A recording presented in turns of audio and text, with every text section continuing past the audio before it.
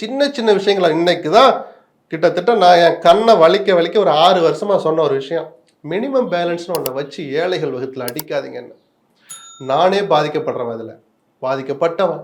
என்ன மாதிரி எனக்கும் கீழே எவ்வளோ பேர் இருக்கிறாங்க. அந்த 750 ரூபான்னு இவங்க ஈஸியாக சொல்கிறாங்களே, 750 ரூபா எத்தனை நாள் வகுத்த கழுவும் தெரியுமா ஏழைகள் வகுத்தில்? இன்னைக்கு கனரா பேங்க் முதல் முறையாக நாங்கள் அந்த இதை ரத்து பண்ணுறோன்னு சொல்லியிருக்கோம். இந்த அறிவு, உணர்வுகள் கலந்த அந்த அறிவு எல்லா பேங்க்குக்கும் வரும். நேஷனலைஸ்டு பேங்க் அத்தனையும் ஒரு உத்தரவில் நிர்மலாவே போட முடியுமா இது?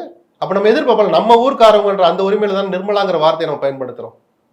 சொல்லுங்க, அவங்க இதை யோசிச்சு ஏன் கனரான்னு தனியாக போடுறீங்க? ரிசர்வ் பேங்க் சொல்லி எல்லா பேங்க்கும் மினிமம் பேலன்ஸ் வாங்கணும். அந்த காலம் மாதிரி லெட்ஜர்லாம் இருந்து ஒரு பக்கத்தை ராமசாமிக்குன்னு ஒதுக்குனா, ஏப்பா உனக்குன்னு நோட்டை வாங்கி ஒரு பக்கத்தை ஒதுக்கி வச்சிருக்கேன்னு சொல்லலாம். இன்னைக்கு அதெல்லாம் ஒன்றுமே இல்லை, எல்லாம் கம்ப்யூட்டர் ஆகிடுச்சு. அவன் ஆப்ரேட் பண்ணுனா அவனுக்கு அதை பற்றி பண்ணுறீங்க. ஏதாவது சர்வீஸை யூஸ் பண்ணால் தனியாக வேறு சர்சார்ஜ், ஜிஎஸ்டி எல்லாம் போட்டு வாங்கிக்கிறீங்க. அப்புறம் எதுக்கு மினிமம் பேலன்ஸு?